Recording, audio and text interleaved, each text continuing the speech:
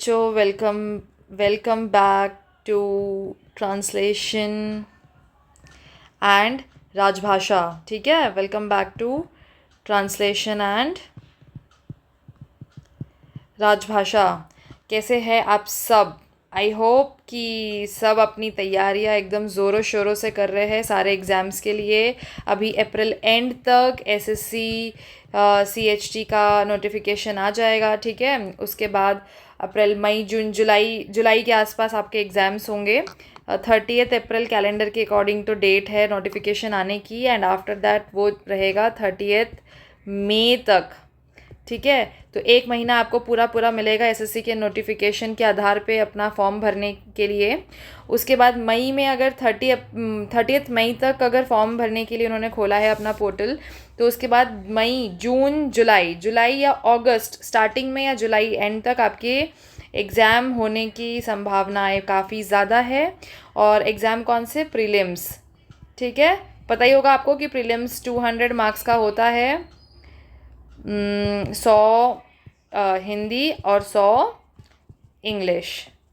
ठीक है, तो आपको अपनी कमांड इन दोनों ही विषयों पर बहुत अच्छी रखनी है.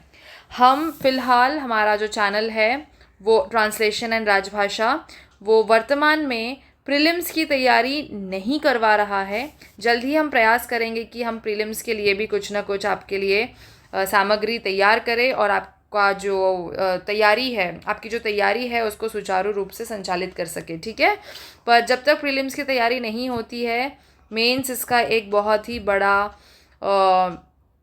एग्ज़ाम, बहुत बड़ा एग्ज़ाम कहना गलत होगा, बट डेफिनेटली एक बहुत ही बड़ा ये डिसाइडिंग फैक्टर है आपके लिए. ठीक है, आपके किसके लिए? सिलेक्शन के लिए गवर्नमेंट जॉब में. तो मेंस के जो मार्क्स होते हैं ना, वही आपका क्या डिसाइड करते हैं? आपका सिलेक्शन डिसाइड करते हैं. यहाँ तो बहुत सारे बच्चे जो प्री का एग्ज़ाम होता है, तो जिनका इंग्लिश अच्छा बेस है वो हिंदी में थोड़ी मेहनत करते हैं और ठीक ठाक नंबर ले आते हैं, क्योंकि ये वाला होता है एमसीक्यू बेस्ड. ठीक है, बट इसके बाद जब मेंस की बारी आती है, तो मेंस में आपका कहीं ना कहीं जो लेखन कौशल है, क्या कहते हैं उसको? लेखन कौशल. ठीक है, इसकी जांच होती है. लेखन कौशल की जांच होती है, आपके अनुवाद कौशल की जांच होती है. ठीक है, अनुवाद कौशल की भी जांच होती है. तो आपको अपनी जो तैयारी करनी है, आपको आप समझो एक बात, कि अगर आपने अपने प्रीलिम्स में मार्क्स ले आए 166, ठीक है, या 170, लेकिन अगर आपने मेंस में एकदम ही गुड़ गोबर कर दिया, कि अगर आप अंडर 100 लेके आते हैं, मैं जनरल कैंडिडेट की बात कर रही हूँ, मतलब अनरिजर्व्ड कैटेगरी की बात कर रही हूँ, अगर आप लेके आते हैं 100 से बिलो मार्क्स, तो आपका सिलेक्शन अभी के कंपटीशन के हिसाब से थोड़ा सा कठिन है. मतलब थोड़ा आपका 50-50 चांस बन जाता है.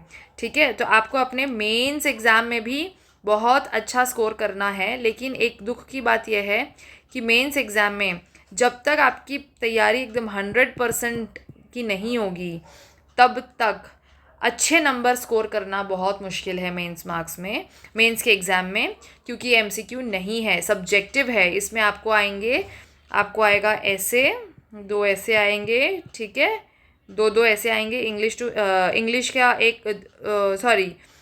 का एक आएगा, और एक सेकेंड, यहाँ पे थोड़ी सी गड़बड़ी हो गई है. इंग्लिश का एक ऐसे लिखने के लिए आएगा, एक हिंदी का ऐसे लिखने के लिए आएगा. इसके अलावा आएगा आपका ट्रांसलेशन, एक इंग्लिश टू हिंदी आएगा, और एक आएगा आपका हिंदी टू इंग्लिश. ठीक है, तो आपकी पकड़ ट्रांसलेशन में काफ़ी ही मजबूत होनी चाहिए, ताकि आप अच्छा स्कोर कर सके.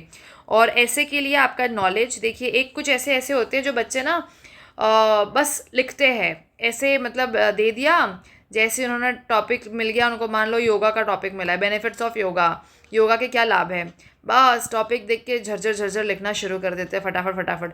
लेकिन ऐसे मार्क्स नहीं मिलते हैं. आपको जो टेक्निक्स है ऐसे लिखने की, जिससे कि आपका जो स्कोर है, जो मार्क्स है आपके एग्ज़ाम के दौरान, वो बढ़ सके, वो हम आपको अपनी मेंस के प्रिपरेशन के लिए जो हम क्लासेस तो नहीं, बट हम इवैल्यूएशन करते हैं, तो उस मूल्यांकन के दौरान हम आपको जो बहुत ही अति महत्वपूर्ण चीज़ें हैं ऐसे लिखने के लिए, निबंध के लिए और अनुवाद कौशल में जो आपको ध्यान रखना है अनुवाद करते समय अंग्रेज़ी से हिंदी और हिंदी से अंग्रेज़ी का, वो बताते हैं ड्यूरिंग आवर इवैल्यूएशन। ठीक है, तो उस इवैल्यूएशन के माध्यम से आप अपने आप को परख सकते हैं कि आप कितने पानी में हैं, कहाँ कहाँ सुधार की गुंजाइश है। एंड ऑलवेज रिमेंबर कि प्रैक्टिस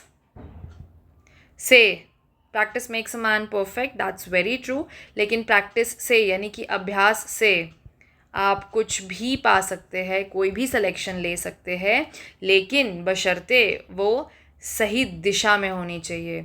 जिस दिशा में आप अभ्यास कर रहे हैं वो सही दिशा में होनी चाहिए। जब हमने लास्ट टाइम अपना एसएससी मेंस का जो बैच चलाया था, उस दौरान जब हम बच्चों के एसेज या ट्रांसलेशंस चेक करते थे, बेचारे इतने इतने ट्रांसलेशन करते थे, इतने पैसेजेस का ट्रांसलेशन करते थे, जो हम देते थे वो तो करते थे, जो खुद से करते थे वो भी उनके अलग से थे, एसेज लिखते थे। लेकिन उनकी जो सिलेक्शन नहीं होने के कुछ बच्चों के कारण थे वो ये थे कि उनकी जो दिशा थी वो बस निरंतर गलत दिशा में बहुत ज़्यादा अभ्यास कर रहे थे।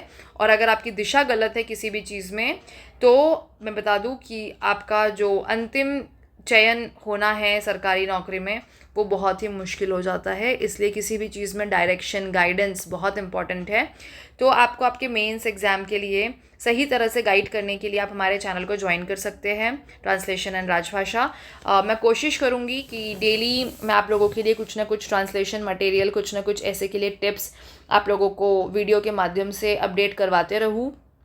ठीक है, और एकदम 1-to-1 इवैल्यूएशन के लिए आप हमसे हमारे व्हाट्सएप नंबर पे संपर्क कर सकते हैं। व्हाट्सएप नंबर जो है वो मैं कमेंट में या डिस्क्रिप्शन में पिन कर दूँगी। ठीक है, तो अभी के लिए इतना ही। जो लोग नया नया हमारा चैनल देख रहे हैं उनके लिए उनको यही कहूँगी कि प्लीज़ हमारे चैनल को लाइक एंड सब्सक्राइब कर दीजिए। And all the very best for your upcoming exams.